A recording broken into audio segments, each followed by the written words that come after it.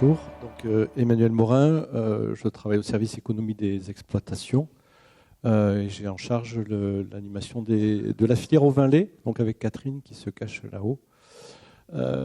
Donc sur les bassins Nord-Occitanie, Pyrénées-Atlantiques, Corse et puis le reste du monde. Ouais, ok. Donc voilà, je vais vous présenter donc les estimations de revenus sur la filière ovine laitière en me limitant à la région Occitanie. C'est vrai que je n'ai pas débordé sur les estimations faites au niveau des Pyrénées-Atlantiques.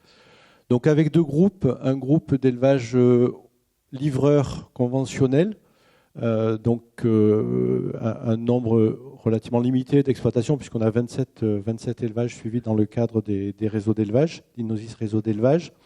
Donc des éleveurs qui sont principalement livreurs dans le cadre de l'AOP, mais pas que. On a aussi quelques éleveurs qui livrent en dehors de l'AOP Roquefort, donc hors fabricant de Roquefort. Donc on mélange, quoi. C'est l'ensemble des élevages qui sont pris en compte ici. Donc comme l'expliquait Yannick, on part de l'année 2020, qui est la dernière année sur laquelle on a des chiffres connus, et après on fait une double estimation sur l'année 2021 et l'année 2022. Donc je ne reviens pas sur les aspects méthodes qui ont été largement expliqués. Donc avec une augmentation déjà, une petite augmentation, mais qu'on trouvait déjà importante entre 2020 et 2021, liée à l'augmentation du coût des matières premières qui avait commencé suite au confinement, donc, et qui s'est accéléré sur la période 2021 et 2022, alors qui est un petit peu tamponné au niveau vin lait, parce par rapport aux autres filières qui travaillent sur l'année civile, la filière ovine laitière étant une filière très saisonnée, avec une campagne laitière qui est très marquée, donc qui démarre au 1er octobre, qui termine au 30 septembre. Donc toutes les estimations sont faites sur la période 1er octobre, 30 septembre. Donc ce qui fait qu'on ajoute les 3 mois octobre, novembre, décembre 2022, sur lequel les indices IPAMPA n'avaient pas encore explosé.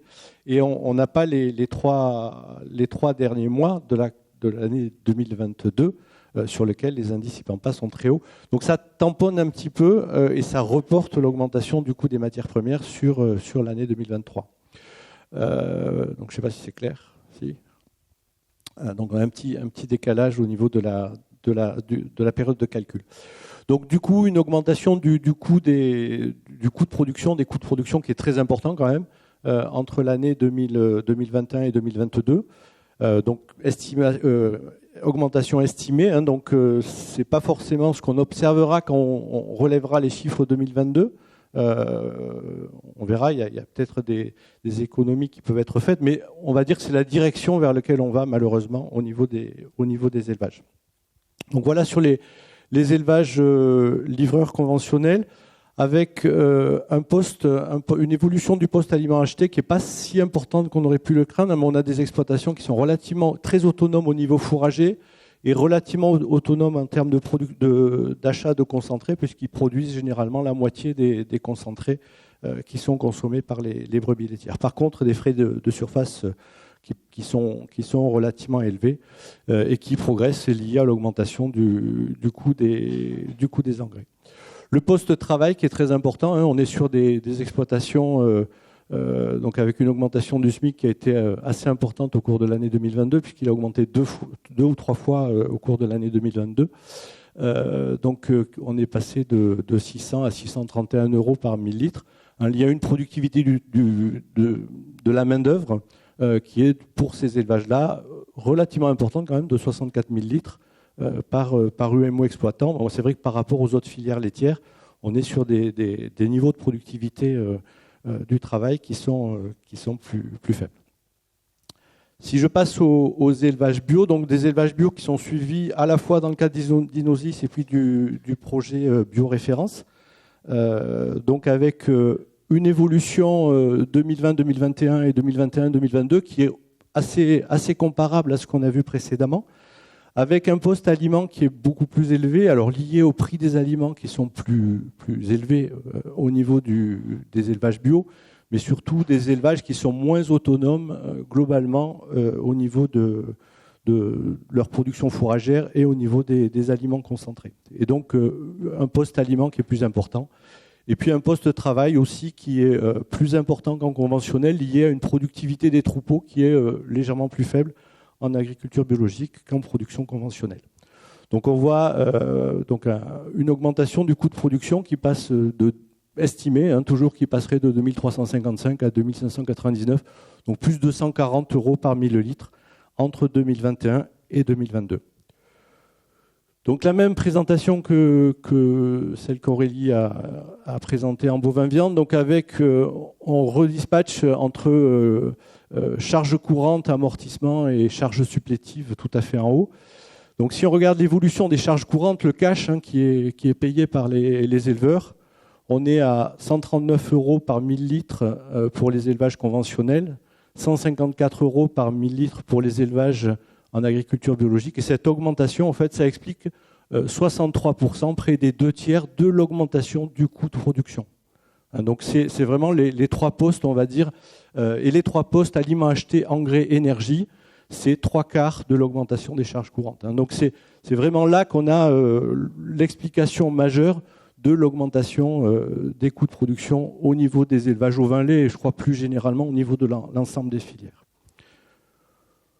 Donc c'est pas en guise de conclusion, mais c'est pour ce qu'on peut retenir, ce que j'ai retenu au niveau de la filière au vin lait. Donc j'ai dit, c'est des estimations, donc les vrais résultats on les aura dans 2 ans quand on reviendra. Donc une sensibilité quand même forte, parce qu'on exprime tout en euros par millilitre, mais ça dit pas tout. Donc si on multiplie ces euros par millilitre par le volume de lait produit par UMO rémunéré, on se situe quand même autour de 14 000 € par UMO rémunéré, sachant qu'on part sur des rémunérations permises, je ne l'ai pas dit, qui se situent autour de 1,5 SMIC par UMO. Donc il y a un collègue qui dit oui, on est en train de manger petit à petit la rémunération des éleveurs par cette augmentation des coûts de production. Donc les charges courantes, ça représente 9 000 € par UMO rémunéré, donc c'est quand même assez important, c'est 63% ce que je disais. Alors une augmentation des charges qui va être en partie compensée par une augmentation des produits. Alors le prix du lait, il a commencé un petit peu à augmenter au cours de la campagne 2022. Puisqu'il y a eu un petit coup de pouce en début d'année 2022, et puis certaines laiteries, alors ça dépend des laiteries, mais certaines laiteries ont ajouté 40 € par millilitre à partir du mois de mai, sachant que le mois de mai on était déjà en fin de campagne laitière, donc ça veut dire qu'il restait 25% du lait à produire. Donc globalement, au niveau de la campagne, on doit se situer entre 10 et 20 € par millilitre de lait d'augmentation du prix du lait. Bon, sachant qu'il y a une augmentation plus sensible qui est annoncée, qui devrait être autour de 130-140 € par millilitre pour la campagne 2023. Le prix des agneaux, la filière laitière a profité d'un cours des agneaux à l'automne 2021 qui était relativement favorable. Donc on estime que ça devrait se situer, mais on n'a pas de suivi de prix des agneaux de lait, donc on ne peut pas l'estimer. Il faut attendre la remontée des comptabilités pour le faire, mais voilà, on estime que ça peut se situer autour de 15 € par agneau produit. Plus le plan de résilience au printemps, au niveau de France Brebis Laitière, on nous avait demandé de calculer quel pourrait être l'impact de ce plan de résilience, sachant qu'à l'époque, on l'avait fait avec la transparence des GAEC, ce qui n'est pas le cas au final. Donc on serait entre 1000 et 1500 €, c'est pas ça qui va compenser totalement l'augmentation du coût des matières premières, mais ce n'était pas forcément l'objectif. Bon, l'impact de la sécheresse, comme ça a été expliqué, donc on avait des reports, il y a eu des distributions supplémentaires de fourrage au cours de l'été, mais on a un déficit en stock de fourrage, mais également en stock de céréales et stock de paille. Il ne faut pas oublier qu'en production ovine laitière, la paille c'est quand même important, on a un besoin de paille qui est autour de 170 kg de paille par brebis, donc voilà. Donc il va falloir compenser avec des prix qui sont relativement élevés, qui sont très élevés.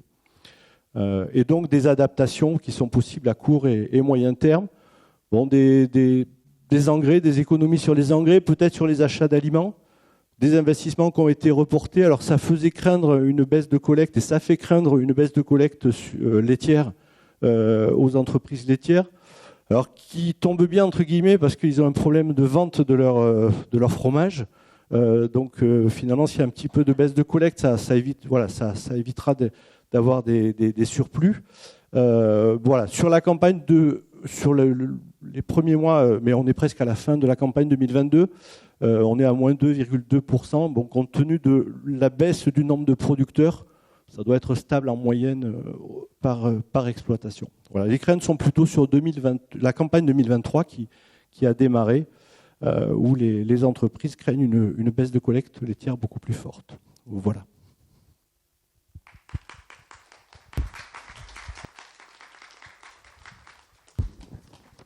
Merci. Alors, donc, est-ce que là, donc Emmanuel a du coup complété le point conjoncture de ce matin, c'est bien, dans une seule intervention. Donc, des réactions, envie de réagir sur ce que vous venez d'entendre et de voir. Je ne sais pas qui est spécifiquement concerné par la filière brebis laitière ici. Vous pouvez lever la main. Bon, il n'y a pas grand monde, donc. Ok. Il y en a qui se cachent. Ouais. Donc j'ai vu en fait que oui, en termes d'autonomie, le paradoxe en brebis laitière, autonomie alimentaire, c'est que les bios sont moins autonomes que les conventionnels, du fait du cahier des charges sans doute de l'AOP Roquefort. Mais c'est vrai que c'est pas ce qu'on constate sur les autres productions. Ouais. Non, mais c'est vrai qu'il y a un double. Ah ouais. Yannick, ouais. En Beauvalet, c'est pareil. Ouais. C'est vrai qu'il y a le cahier des charges du bio. Alors, dans les suivis bio, ils sont pas tous. Je me tourne vers Catherine. Ils sont pas tous en AOP Roquefort. Sachant qu'il y a une limite au niveau de l'AOP Roquefort, effectivement, d'autonomie qui limite à 200 kg de matière sèche les aliments achetés par brebis présentes à la mise bas, de façon très précise. Mais bon, même si on est à 200 kg, ça fait beaucoup, quoi, hein. Donc les éleveurs en AOP Roquefort bio conventionnels, ils sont généralement bien en dessous, sauf les années particulières comme cette année. Mais c'est vrai que jusqu'à présent, le prix du lait bio était relativement bien rémunéré. Alors, on a des inquiétudes pour les années qui viennent, compte tenu de l'évolution du marché des fromages au lait bio. Mais donc, le prix du lait était, je n'allais pas dire élevé, était mieux rémunéré qu'en conventionnel. Et donc, c'est vrai que ça a incité les producteurs à produire un petit peu plus. Et donc, pour cela, à acheter un petit peu plus.